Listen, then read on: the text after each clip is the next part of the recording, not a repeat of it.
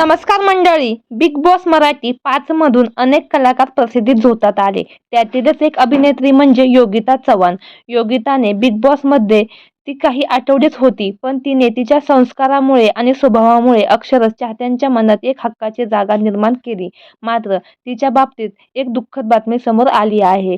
जे चाहते योगितावर जीव ओवाळून टाकत होते, तेच चाहते आता तिला ट्रोल करत आहे. तर काय घडलं ते जाणून घेऊ. त्या अगोदर आपल्या सफर ताऱ्यांची या यूट्यूब चॅनेलला अजून तरी सबस्क्राईब केलं नसेल तर नक्की करा, जेणेकरून मनोरंजन विश्वातील अशाच ताज्या घडामोडी सगळ्यात आधी तुमच्यापर्यंत जीव माझा गुंतला या मालिकेतील फेमस जोडी म्हणजे अंतरा आणि मल्हार. या दोघांनी या मालिकेत प्रमुख भूमिका साकारली आणि मालिकेदरम्यानच दोघांमध्ये प्रेम झाले आणि नंतर योगिता चव्हाण आणि सौरभ चौगुले यांनी लग्नगाठ बांधली. त्यांच्या लग्नाला आता 1 वर्ष पूर्ण झाले आहे. त्यानिमित्त नुकतेच इंडोनेशियातील बाली या ठिकाणी लग्न वाढदिवसानिमित्त ते फिरायला गेले होते.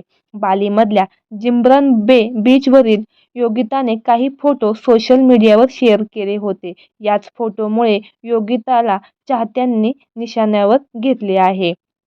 ही आपली मराठी संस्कृती आहे, त्या संस्कृतीचं भान ठेवा, असं एकाने त्या पोस्टवर लिहिलं आहे.